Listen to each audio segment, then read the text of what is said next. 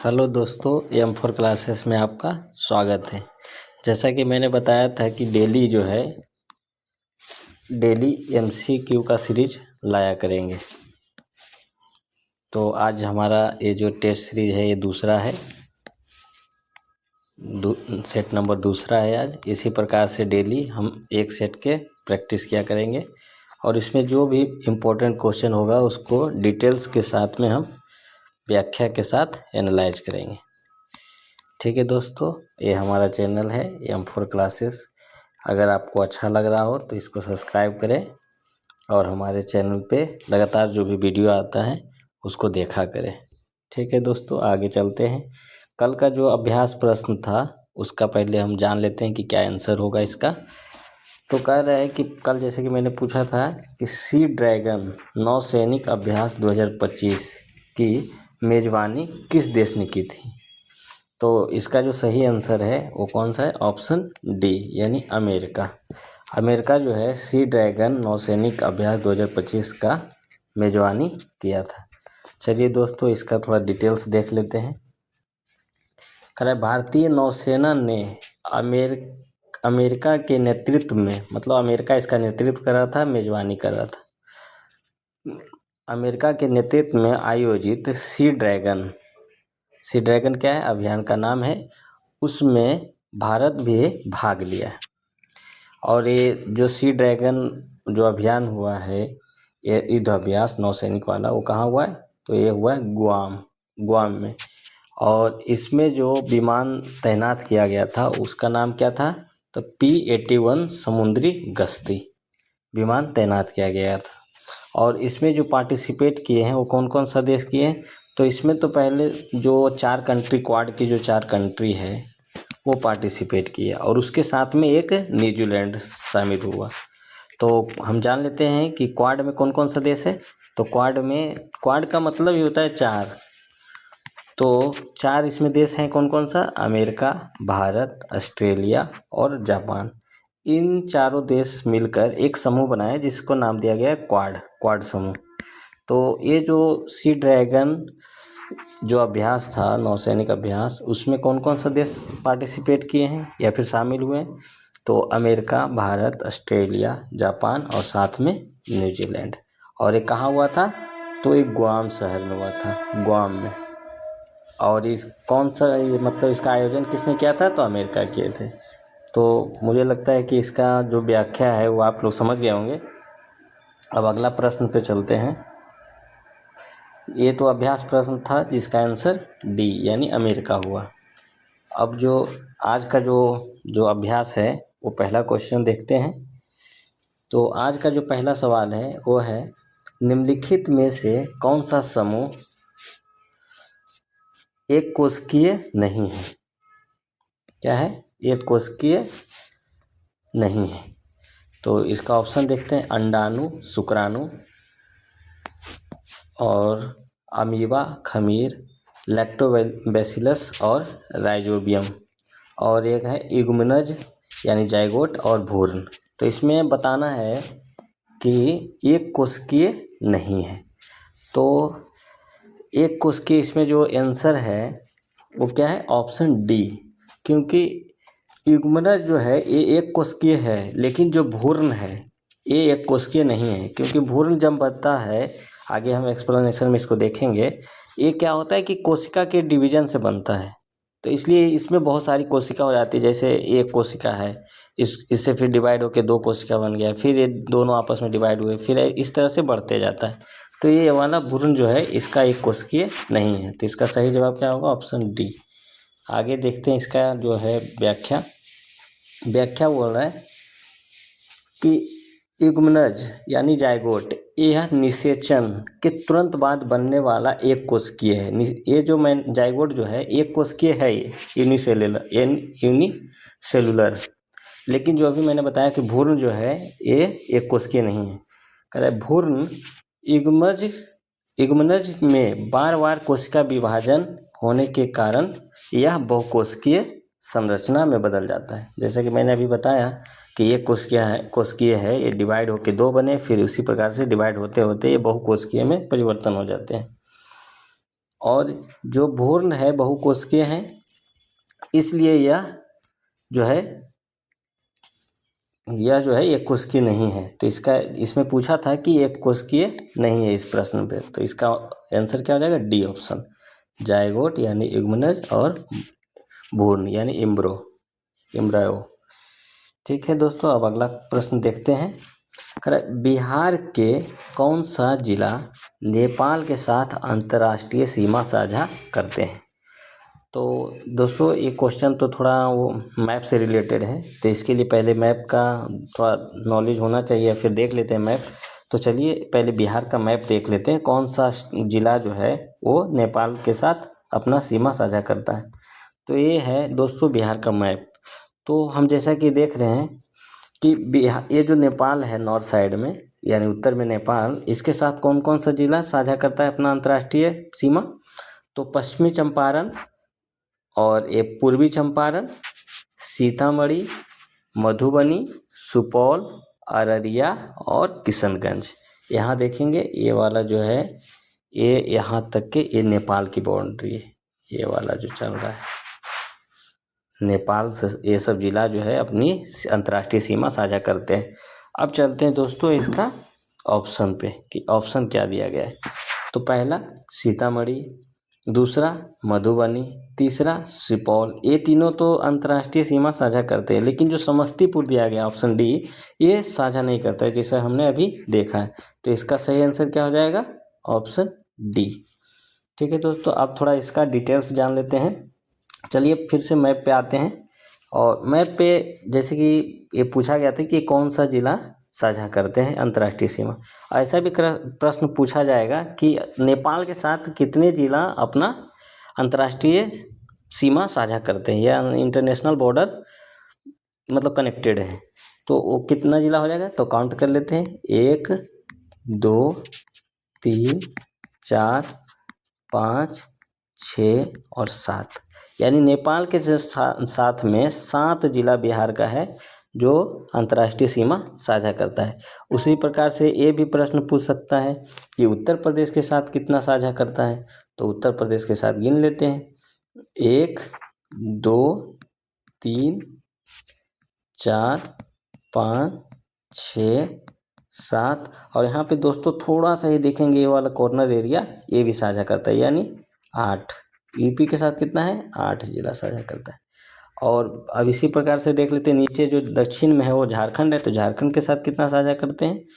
तो ये जो आप देख रहे हैं रोहतास यूपी के साथ भी साझा कर रहा है और झारखंड के साथ भी। तो एक तो हो जाएगा रोहतास, दूसरा औरंगाबाद, तीसरा गया, चौथा नवादा, 5वां जमुई, छठा बांका, 7वां भागलपुर और 8वां कटिहार।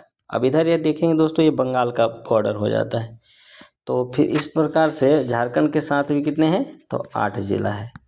तो इस प्रकार से हम समझ गए हैं कि नेपाल के साथ 7 जिला, उत्तर प्रदेश के साथ 8 जिला और झारखंड के साथ कितना? 8 जिला। और बंगाल के साथ भी देख लेते हैं दोस्तों। तो बंगाल के साथ ये ऊपर से देखते हैं तो आ गया किशनगंज 1 नंबर, और 2 पूर्णिया, 3 कटिहार, यानी बंगाल के साथ में कितना है? 3 जिला है। ठीक है दोस्तों, अब इसका थोड़ा व्याख्या देख लेते हैं इस प्रश्न का। नेपाल की सीमा बिहार के 7 जिले में, जैसा कि अभी हमने बताया कि 7 जिलों के साथ अंतर्राष्ट्रीय सीमा साझा करते हैं। और सीमावर्ती जिला भी मैंने बता दिया, पश्चिम चंपारण, पूर्वी चंपारण, सीतामढ़ी, मधुबनी, सुपौल, अररिया और किशनगंज है। समस्तीपुर जो ऑप्शन दिया गया था ऑप्शन डी, वो बिहार का जो जिला है वो नेपाल के साथ अंतर्राष्ट्रीय सीमा साझा नहीं करता है। ठीक है दोस्तों, अब अगला प्रश्न देखते हैं। अगला प्रश्न नंबर 3 कह रहा है उदयन बास बदता की दंत कथा संबंधित है, ये किससे संबंधित है? तो इसका सही जवाब होगा ऑप्शन ए, उज्जैन से। अब इसकी व्याख्या देखते हैं दोस्तों। व्याख्या यह है कि उदयन बास बदता की प्रसिद्ध प्रेम कहानी उज्जैन से संबंधित है। अभी हमने बताया इसका जवाब क्या था, उज्जैन से संबंधित है। अब ये प्रेम कथा क्या है इसके बारे में जानते हैं। तो महाकवि भास ने अपने प्रसिद्ध नाटक, एक नाटक है जिसका नाम है स्वप्न बास बदतम। इसमें जो महाकवि भास हैं उन्होंने एक प्रेम कहानी की व्याख्या किया है। और इसी प्रेम कहानी में क्या बताया गया है इस कथा में, इस नाटक में वत्स राज उदयन, यानी वत्स जो मतलब प्राचीन इतिहास में जो एक साम्राज्य था वत्स, उसके राजा जो थे कौन थे, उदयन। और अवंती के राजा थे क्या, प्रघोत्य। इसमें थोड़ा टाइपिंग मिस्टेक है, प्रघोत्य उनकी पुत्री और बासबदता की प्रेम कहानी को दर्शाया है। कौन सा है, तो ये जो है स्वप्न बासबदतम, जो भास के महाकवि जो हैं उन्होंने रचना किया एक नाटक, उसमें वत्सराज उदयन के और अवंती के राजा प्रघोत की पुत्री की प्रेम कहानी को दर्शाया है। और यही हमारा जो था ये प्रश्न था कि उदयन और बासबदता की दंत कथा संबंधित है किससे, तो उज्जैन से। ठीक है दोस्तों। तो और ये जो घटना है या जो ये फिर प्रेम कहानी दर्शाया गया, कब का दर्शाया गया, इस कथा का उस समय की है जब वत्सराज उदयन उज्जैन के कारागार यानी उज्जैन के जेल में कैद थे, उस समय ये लिखा गया था। ठीक है दोस्तों। तो इस प्रकार से इसका जवाब क्या है, उज्जैन है। अब अगला प्रश्न देखते हैं। निम्नलिखित में से कौन सा कारण किसी देश के लिए संविधान की आवश्यकताओं को दर्शाता है, तो ये कौन सा कारण है, तो इसमें पढ़ते हैं। सॉरी दोस्तों, यहाँ कथन हो गया है, यहाँ सब में कारण होना चाहिए, कारण सब में कारण होगा। तो अब पहला कारण पढ़ते हैं। यह उन आदर्शों के सूत्र तय करता है जिनके आधार पर नागरिक अपने देश को अपनी इच्छा के अनुसार रच सकते हैं। दूसरा कारण है यह देश की राजनीतिक व्यवस्था को तय करता है। और तीसरा कारण है यह बहुमत की निरंकुशता से अल्पसंख्यकों के अधिकारों की रक्षा करता है। अब इसका जवाब देख लेते हैं, क्या है जवाब। तो इसका जवाब जो होगा दोस्तों, उपरोक्त में से सभी, यानी पहला, दूसरा और तीसरा सभी यहाँ पे क्या है, सही है। यानी जो कोई भी देश का संविधान की आवश्यकता क्या दर्शाता है, तो उसमें नागरिक जो है अपने देश की अपना इच्छा के अनुसार से रच सकते हैं। मतलब जो जैसे प्रधानमंत्री बनते हैं या फिर मुख्यमंत्री बनते हैं तो जनता के द्वारा चुन के ही बनते हैं, तो वो है अपना देश के मतलब आवश्यकताओं को दर्शाएंगे। ठीक है, अपना वो जैसे भी कंट्री चलाना है या देश चलाना है जो भी। और यह कह रहा है कि अब दूसरा जो है यह देश की राजनीतिक, वही राजनीतिक हो गया कि पॉलिटिकल जो है इसको भी तय करता है।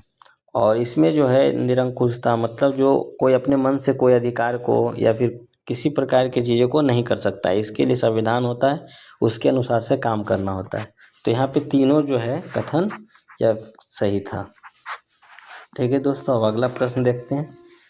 केंद्र शासित प्रदेश लद्दाख का पहला वनस्पति उद्यान कहाँ स्थापित किया जा रहा है, तो ये लद्दाख के अंदर पहला जो है वनस्पति उद्यान स्थापित किया जा रहा है। तो कौन सा जिला है, तो यह है सियोंग गांव में पहला वनस्पति उद्यान स्थापित किया जा रहा है। ठीक है दोस्तों, इसका वो देखते हैं व्याख्या। करें लद्दाख का पहला और अनूठा वनस्पति उद्यान सियोक गांव में स्थापित किया जा रहा है। यह लद्दाख की क्षेत्रीय दुर्लभ और औषधीय पौधों की प्रजाति के संरक्षण में मदद करेगा। मतलब लद्दाख के अंदर जो है ना दुर्लभ जो भी हैं जीव जंतु या फिर दुर्लभ पौधे हैं, औषधीय पौधे, उसकी संरक्षण में मदद करेगा। ठीक है दोस्तों, अब अगला प्रश्न देखते हैं। प्रश्न नंबर 6, मिस यूनिवर्स 2025 का खिताब किसने जीता है, तो मिस यूनिवर्स 2025 का खिताब कौन जीते हैं, तो ये फातिमा बॉस। अब इसकी थोड़ी व्याख्या देख लेते हैं। तो कह रहा है कि फातिमा जो बॉस है, ये मैक्सिको की फातिमा बॉस ने थाईलैंड में आयोजित, कहाँ हुआ था ये मिस वर्ल्ड मिस यूनिवर्स प्रतियोगिता, थाईलैंड में। और ये कौन से नंबर का था, ये जो नंबर था 74 यानी 74वें नंबर का था ये प्रतियोगिता। इसमें इन्होंने खिताब जीता, कौन, फातिमा बॉस ने। कह रहा है इस प्रतियोगिता में थाईलैंड की प्रवीनार सिंह जो है फर्स्ट रनर अप रही, मतलब पहला जो उप विजेता है ये रही प्रवीनार सिंह, जो कहाँ की है, थाईलैंड की है। अब देखते हैं भारत की तरफ से कोई पार्टिसिपेट किए थे या नहीं। तो भारत की तरफ से जयपुर में आयोजित मिस यूनिवर्स इंडिया 2025। अब यहाँ पे देखिए दूसरा एक करंट अफेयर का क्वेश्चन भी शामिल हो गया दोस्तों इसमें। कह रहा है कि भारत में जो है मिस यूनिवर्स इंडिया 2025 का आयोजन किया गया था। तो कहाँ किया गया था, तो जयपुर में किया गया था। वहाँ से भारत का प्रतिनिधित्व करने के लिए एक मतलब वो बनी थी सुंदरी, उनका नाम क्या था, तो मनिका विश्वकर्मा। वो जाके क्या कि ये मिस यूनिवर्स प्रतियोगिता में भाग ली। भले वो टॉप 30 में यानी टॉप 30 में फाइनलिस्ट हुई है, लेकिन वो प्रतियोगिता नहीं जीत पाई, मतलब टॉप 30 में वो रही है। लेकिन भारत में वो मिस यूनिवर्स इंडिया का जो है प्रतिनिधित्व करने गई थी। कहाँ, ये थाईलैंड में जो हुआ अभी मिस यूनिवर्स प्रतियोगिता, वहाँ पे। तो भारत की तरफ से कौन पार्टिसिपेट किया, तो मनिका विश्वकर्मा। और इस प्रतियोगिता में फाइनल में कौन मिस यूनिवर्स बनी है, तो फातिमा बॉस जो कि मैक्सिको की है। ठीक है दोस्तों, अगला प्रश्न देखते हैं। प्रश्न नंबर 7 गिग वर्कर्स के लिए शिकायत निवारण प्रणाली शुरू करने वाला भारत का पहला राज्य कौन सा बन गया है। यानी गिग वर्कर्स, जो ये गिग वर्कर्स जानते होंगे दोस्तों आप लोग, जो स्विगी जोमेटो ये सब में जो खाना डिलीवर करते हैं उसको गिग वर्कर्स बोलते हैं।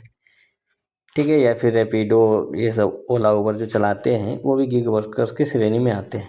तो इसके लिए एक शिकायत निवारण प्रणाली शुरू किया है। वो कौन सा राज्य है भारत का, तो भारत का पहला राज्य है वो कर्नाटक। कर्नाटक ऐसा करने वाला पहला राज्य बन गया है। ठीक है दोस्तों, इसकी व्याख्या देखते हैं। कर्नाटक सरकार ने 1 मई 2026 को अंतर्राष्ट्रीय श्रमिक दिवस, यहाँ से देखिए दोस्तों एक दिवस भी याद करने का मौका मिला है। 1 मई को कौन सा दिवस मनाया जाता है, तो इंटरनेशनल लेबर डे यानी अंतर्राष्ट्रीय श्रमिक दिवस के अवसर पर इस विशेष डिजिटल शिकायत निवारण प्रणाली की शुरुआत की गई। कहाँ, किसने किया, तो कर्नाटक सरकार ने। कब किया, 1 मई को किया। और वो कब, 1 मई को क्या मनाया जाता है, अंतर्राष्ट्रीय श्रमिक दिवस। ठीक है, अब इसका इस जो डिजिटल शिकायत निवारण प्रणाली है इसका उद्देश्य क्या है, तो इस प्रणाली का मुख्य उद्देश्य ऐप आधारित और प्लेटफॉर्म आधारित तकनीक जैसे जोमेटो स्विगी के डिलीवरी पार्टनर्स, ओला उबर के ड्राइवर्स को होने वाली समस्याओं का समाधान करना है।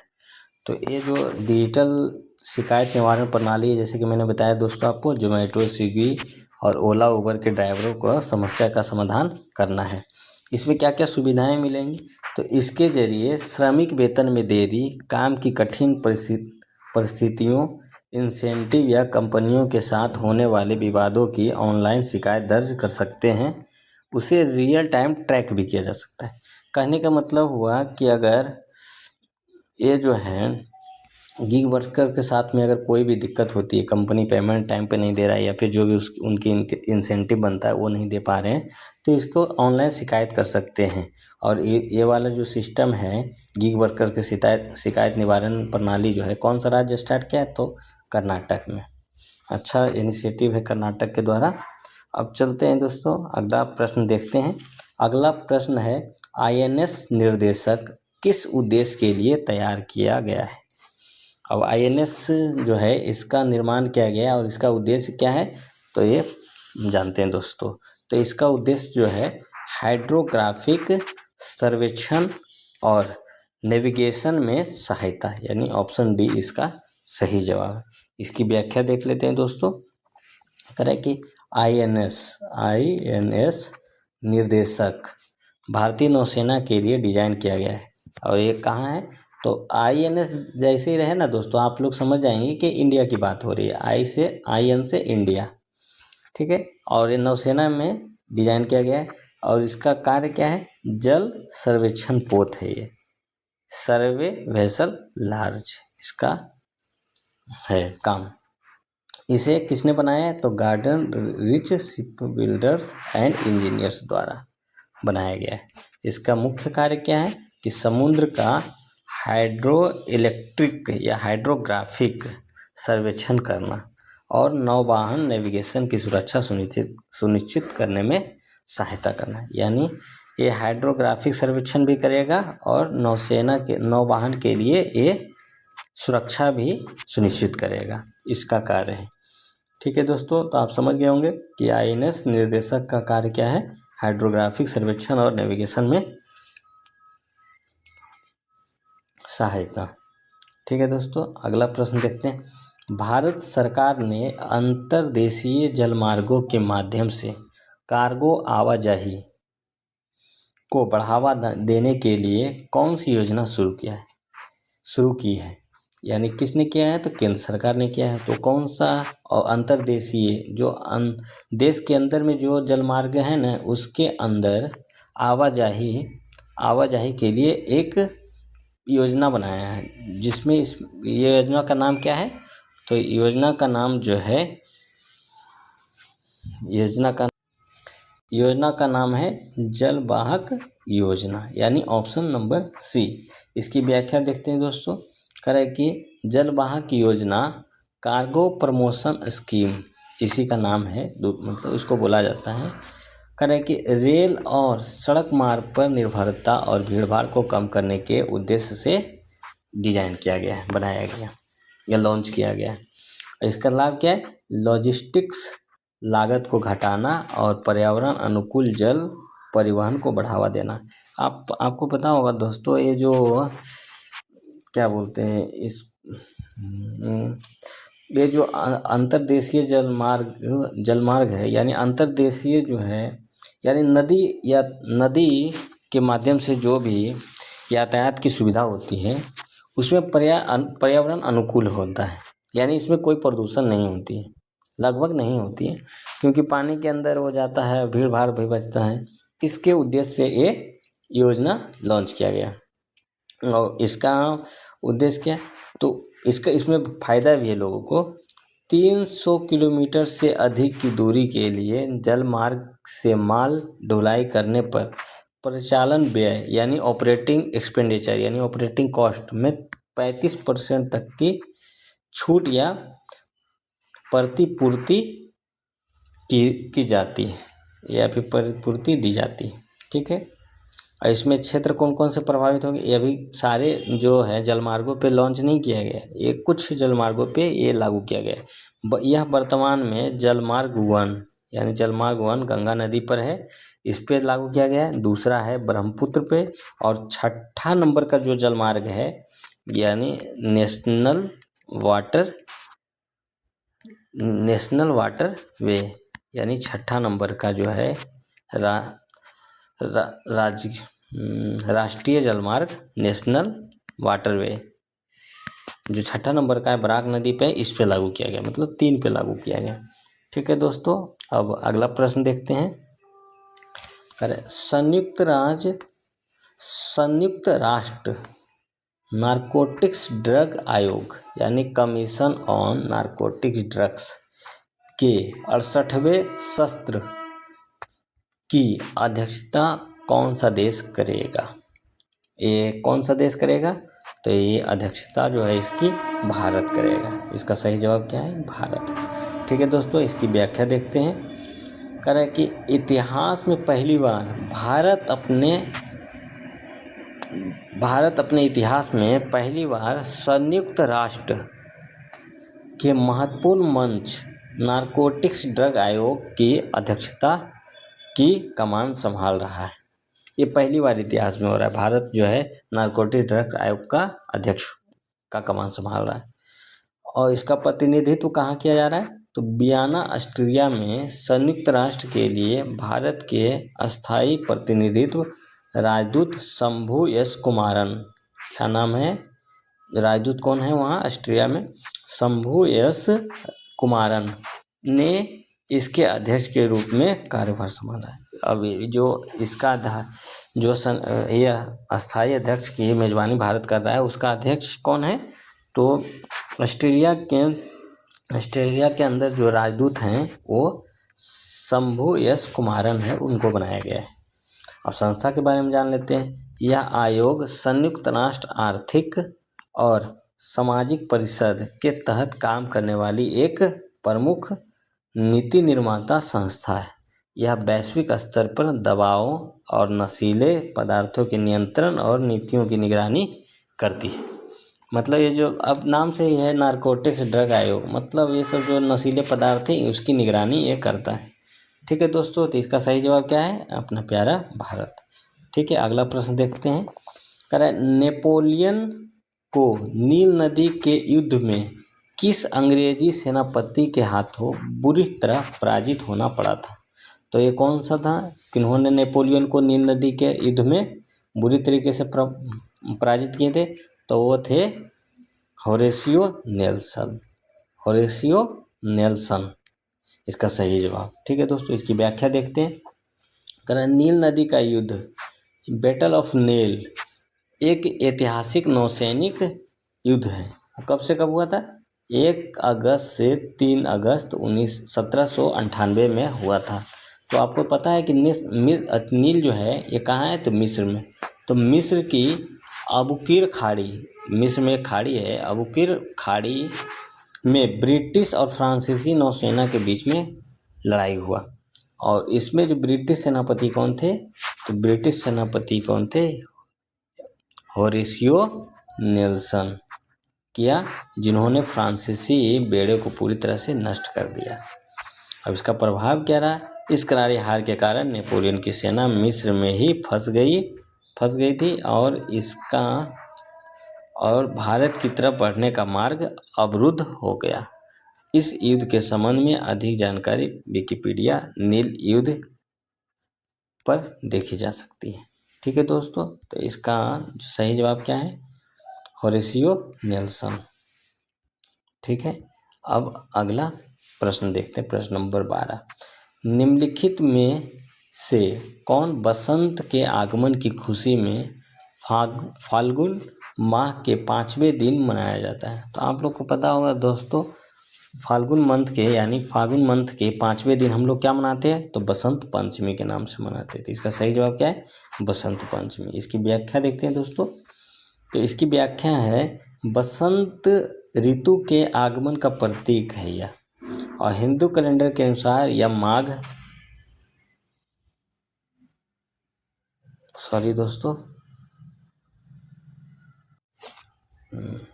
दोस्तों, इसमें थोड़ा टाइपिंग मिस्टेक है। ये फागुन नहीं होगा, यहाँ पे क्या होगा? यहाँ माघ होगा।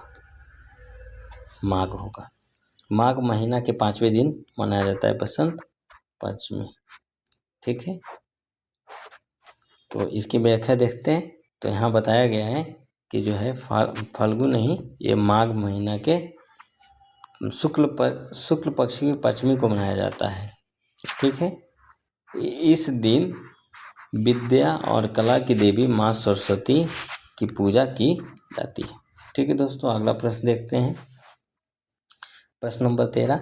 भारतीय संविधान के अंतर्गत शक्तियों के बंटवारे यानी सेपरेशन ऑफ पावर के सिद्धांत के अनुसार सरकार के 3 अंग कौन से हैं? कौन से 3 अंग पूछा गया है दोस्तों। तो 3 अंग कौन से हैं? तो ऑप्शन नंबर बी, विधायिका, कार्यपालिका और न्यायपालिका, ये 3 अंग हैं। ये कैसे हैं? तो शक्ति के बंटवारे के हिसाब से ये 3 संस्थाएं, विधायिका, कार्यपालिका और न्यायपालिका। अब इसकी व्याख्या देख लेते हैं दोस्तों। कहें कि संविधान के अनुसार विधायिका यानी लेजिस्लेचर, इसमें हमारे चुने हुए प्रतिनिधि शामिल होते हैं जो कानून बनाने का काम करते हैं, जैसे संसद या विधानसभा। अब कार्यपालिका क्या करता है? एग्जीक्यूटिव, ऐसे लोगों का समूह है जो कानून को लागू करने और शासन चलाने का काम संभालते हैं, जैसे प्रधानमंत्री और नौकरशाह, ब्यूरोक्रेट्स। और न्यायपालिका क्या है? जुडिशरी, इसमें अदालत की व्यवस्था शामिल होती है जिसका मुख्य काम कानूनों की व्याख्या करना और विवादों का निपटारा करना है। यानी इस प्रकार से देखा जाए तो ये कौन कौन से हैं? शक्ति जो बंटवारे के आधार पे है, तो विधायिका, कार्यपालिका, न्यायपालिका। ठीक है दोस्तों, आप अगला प्रश्न देखते हैं। अगला प्रश्न नंबर 14, किस सागर को महासागरीय मरुस्थल के रूप में जाना जाता है? तो कौन सा सागर है दोस्तों? तो सागर है सारगैसो सागर, यानी ऑप्शन सी। ठीक है, अब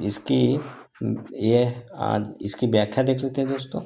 सारगैसो सागर उत्तरी अटलांटिक महासागर में स्थित है। इसमें तैरने वाली समुद्री घास सारगैसो की प्रचुरता है और शांत जल के कारण इसे महासागरीय मरुस्थल भी कहा जाता है। ये बिल्कुल शांत है और इसकी कोई बाउंड्री भी नहीं है दोस्तों, ये सागरों के बीच में है ये सागर, तो इसलिए इसको महासागरीय मरुस्थल भी कहा जाता है। ठीक है दोस्तों, थोड़ा मैप में देख लेते हैं इसको। ये यहाँ पे ये नॉर्थ अमेरिका और ये साउथ अमेरिका, इधर अफ्रीका और इधर यूरोप। ठीक है, उसके बीच में ये जो अटलांटिक जो है, नॉर्थ अटलांटिक करंट, ये सब अटलांटिक सी में, इसके बीच में ये है सरगासो सी। ठीक है, तो यही है, इसकी कोई बाउंड्री भी नहीं है दोस्तों, है सागर के बीच में है सरगासो सागर। तो ये क्या है? सागरीय मरुस्थल के नाम से भी जाना जाता है सरगासो। ये तो दोस्तों, ये आज हमारा डे का लास्ट क्वेश्चन था, लास्ट प्रश्न था। अब अभ्यास प्रश्न की तरफ चलते हैं।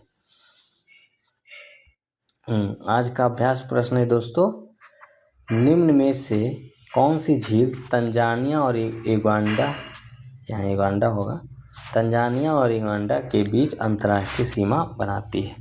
ठीक है दोस्तों, अगर आपको इस प्रश्न का जवाब पता है तो हमारे कमेंट बॉक्स में ज़रूर जवाब दें, है ना। आंसर जो है कमेंट बॉक्स में दें। ठीक है दोस्तों, अगर आपको हमारा दिए गया मतलब हमारे द्वारा बनाया गया ये वीडियो आपको अच्छा लगे तो हमारे चैनल को ज़रूर सब्सक्राइब करें, M4 क्लासेस। ठीक है, और इस प्रश्न का जवाब आपको अगर पता है, जो अभ्यास प्रश्न मैंने पूछा है, तो उसका ज़रूर कमेंट में जवाब दें। ठीक है, तो इस प्रकार से अब ये सेशन को हम समाप्त करते हैं दोस्तों। Thank you for watching my channel.